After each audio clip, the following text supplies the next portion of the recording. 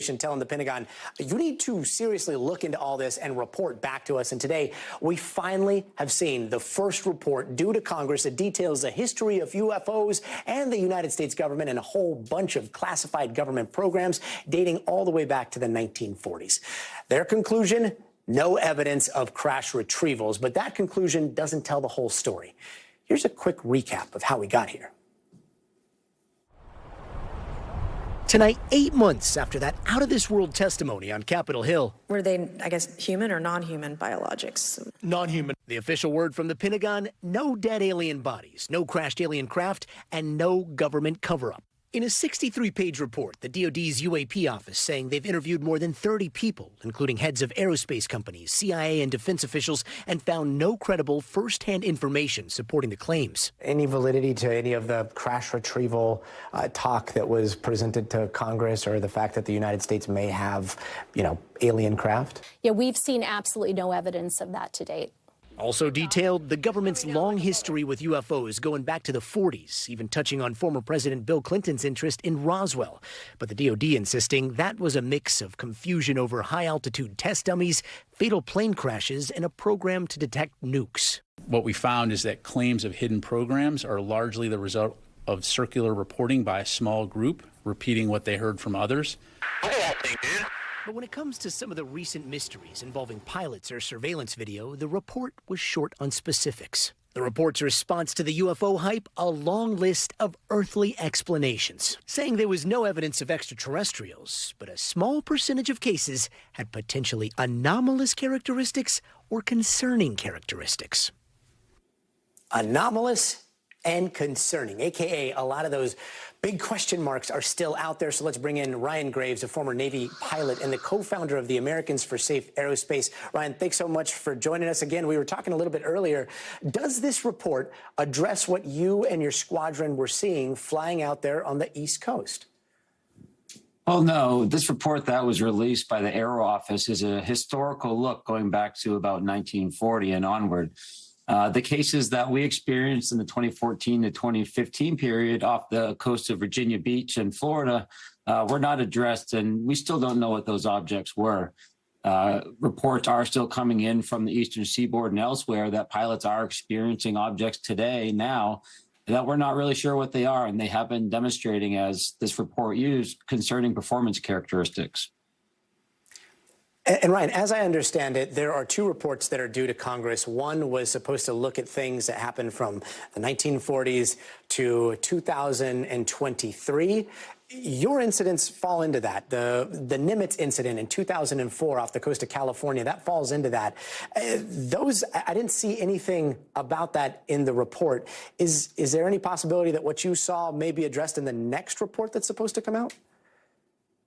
That's a possibility, but you're absolutely right. It does not include any of the more modern cases that have been traditionally considered unexplained.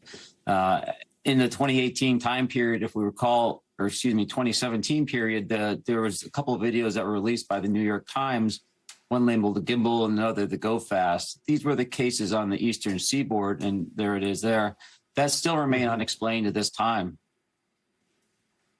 And Brian, how quickly the public forgets, but you were there the day that Grush testified. I remember there were two different issues brought to Congress that day that we were watching for. One, the testimony of you and other pilots like David Fravor about seeing things in the sky that you couldn't explain. And then there was this whole crash retrieval stuff. And the way I remember it, as soon as people heard someone tell Congress about like non-biologics, it almost seemed like whatever had been happening now was totally overshadowed by what may have happened or may not have happened in the past. Do you think that's kind of what's happening in this report?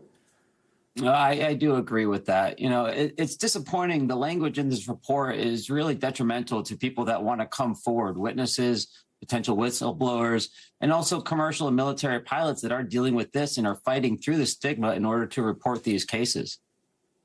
There is pending legislation now within Congress in order to enable commercial pilots, to be able to report on UAP without fear of repercussions. And you can learn more about that at safeaerospace.org. But this type of report, all it does is diminish the conversation, and it does not leave many options for pilots that have to deal with this now. That's really interesting, kind of ironic, because like so much of this was about reducing the stigma of just being able to talk about seeing something weird and trying to figure out what it was. I know this is just volume 1 of what's due to Congress. What comes next based on the people that you've been talking to?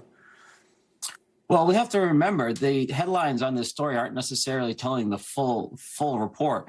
In the report, it also does mention that they are taking care to be able to deploy sensors at various bases to better understand what the UAP are. So in one hand, they are dismissing the historical context and any potential illegal programs.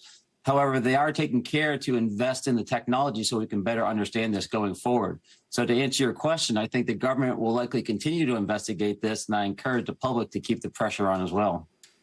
I'm so glad you brought that up. For me, that's the most fascinating thing, the gremlins, these Pelican cases that, from what we understand, the DOD has been testing out. They're packing them full of sensors, and these are supposed to be rapidly deployed to any hotspot of UFO activity. And that's something that we know is going to happen. What kind of sensors, what will they be looking for? Yeah, I think, what they'll be looking for, what we call things outside the normal pattern of life. Using hyperspectral sensors, you can look outside the normal visual range, and you have the potential to be able to see objects that are moving or producing energies that we would otherwise not normally be able to see optically. And so by putting these sensors out there, they have the opportunity to catch some of these UAP in action and potentially better understand what they are. It is a problem right now. We do not have the proper reporting mechanisms. The ICIG has said that themselves. And so as we continue to better understand what this is, I think that AARO should leave the door open to at least understanding what these are without putting assumptions about their locations, such as being off-world or potentially extraterrestrial. We can all agree that there's something there and it's responsible for us to be able to know what's flying over our heads within the United States. And if you would just level with me, from what you've seen, do you think this is part of a cover-up, or do you think AARO is truly interested in getting to the bottom of all this? Well, I think if they were truly interested in getting to the bottom of this, there would be more resources and more time put forward in order to understand the historical context. Ultimately, the only way that people are going to be satisfied with the answer that's given by the Pentagon, AARO, or another office is if there's transparency around the conversation. That's good governance, and we haven't seen that yet. Hopefully more transparency follows. Ryan, thanks so much for joining us. Thanks for watching. Stay updated about breaking news and top stories on the NBC News app or follow us on social media.